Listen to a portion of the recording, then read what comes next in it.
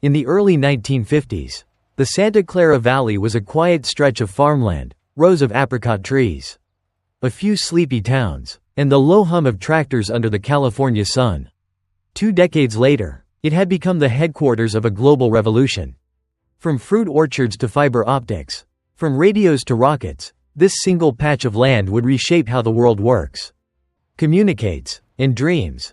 It began, not in Washington or New York, but in a small garage behind a Stanford professor's home. 2 engineers, Bill Hewlett and Dave Packard, built a company with little more than curiosity and courage. That garage would later be called the birthplace of Silicon Valley.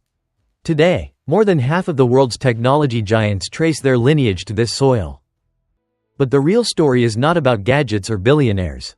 It's about how one region engineered the perfect ecosystem, a fusion of universities, capital, and risk, that turned science into destiny. Long before circuit boards and microchips, the Santa Clara Valley was a landscape of orchards, canneries, and open sky. The scent of ripening fruit filled the air. In the early 20th century, the region's identity was agricultural, known proudly as the Valley of Heart's Delight.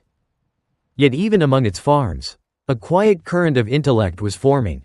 Just up the hill stood Stanford University, young, ambitious, and unlike the old, formal universities of the East. It was founded not to preserve tradition, but to challenge it. Frederick Terman, an electrical engineer and dean at Stanford, saw potential where others saw farmland. He urged his students to turn research into business, to build companies rather than merely join them. By the 1930s, small electronics workshops began to appear around Palo Alto. During World War II, many shifted from radios to radar. Fueled by military contracts, the war created a strange alliance: academia, industry, and government learning to collaborate. That alliance would become the Valley's DNA. After the war, Stanford doubled down. It leased university land to fledgling tech firms, forming the Stanford Industrial Park, a radical idea at the time. Hewlett-Packard became its first tenant. Soon, more followed. From there, a pattern began to emerge: knowledge-feeding enterprise, enterprise funding research, and research producing yet more knowledge. A self-reinforcing loop was forming, invisible, but unstoppable. The Valley had not yet found its name, but its soul had already begun to take shape. Every great transformation has its rupture, a moment when one idea breaks away from another and refuses to return. For Silicon Valley, that moment came in 1957, inside a small lab run by Nobel laureate William Shockley, the co-inventor of the transistor.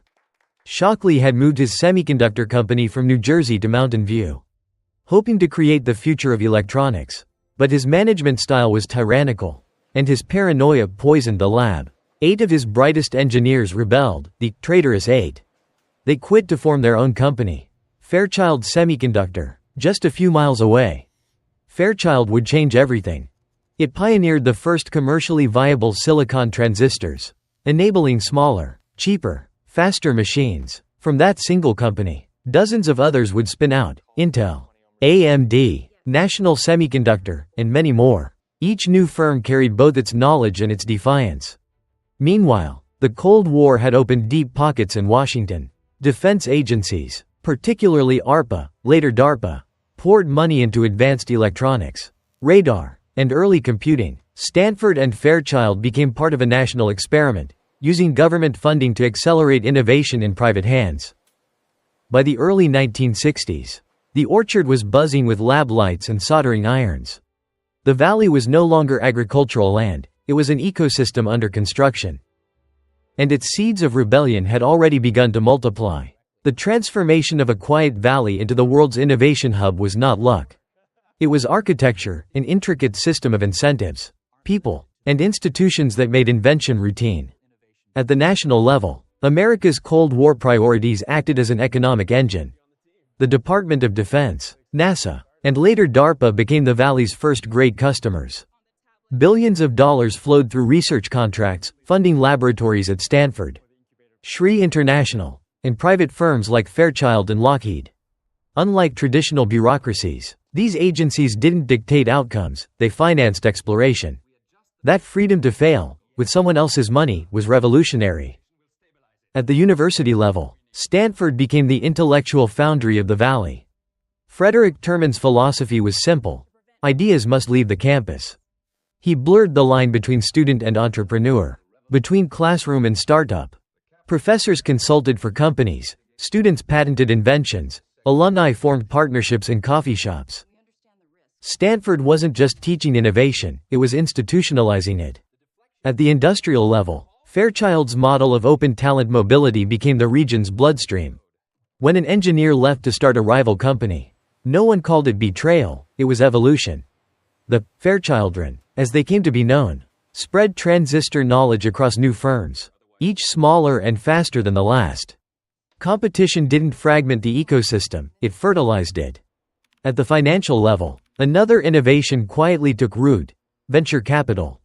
Investors along Sand Hill Road created a new kind of financing, one built on trust, mentorship, and shared risk. Unlike banks, VCs didn't ask for collateral, they asked for courage. In 1972, Sequoia Capital and Kleiner Perkins emerged as the Valley's twin patrons, channeling capital into ideas that traditional finance deemed impossible.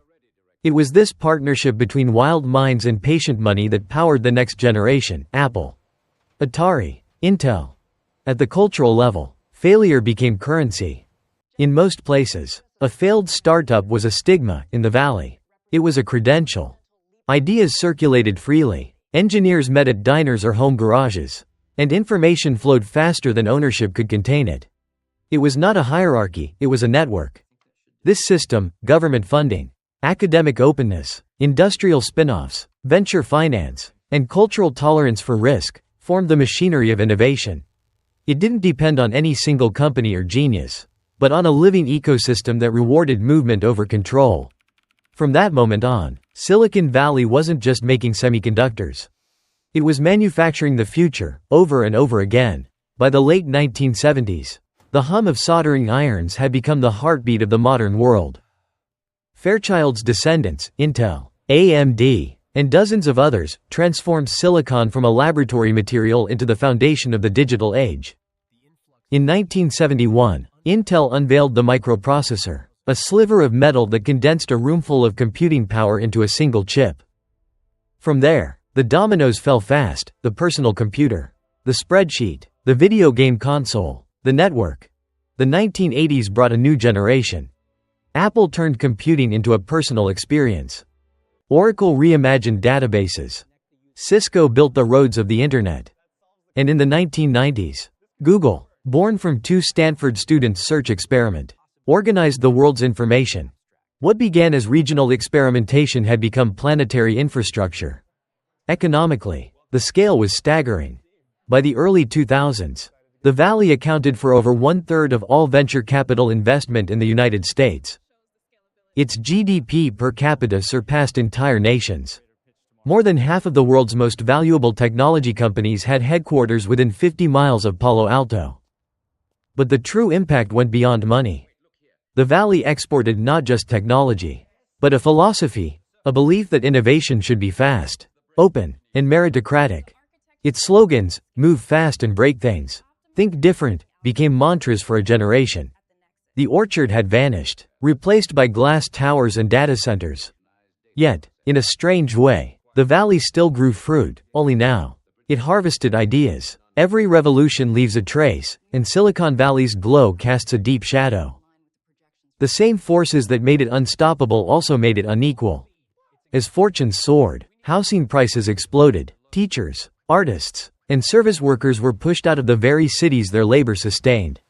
The orchard lands that once nourished communities became zones of exclusion, where billionaires and the unhoused lived side by side, separated by glass and code. The culture of disruption, once celebrated, began to eat its own foundations. Move fast and break things broke more than old industries, it fractured trust. Data became currency, privacy a luxury, and technology, once the tool of empowerment, turned into a mirror reflecting society's deepest divides. The Valley's obsession with scale also carried risk. Bubbles inflated, burst, and reformed, from dot-coms to crypto to AI. And as platforms grew into empires, governments struggled to keep pace. For all its brilliance, Silicon Valley revealed a paradox. Innovation without reflection can multiply progress, and also amplify inequality.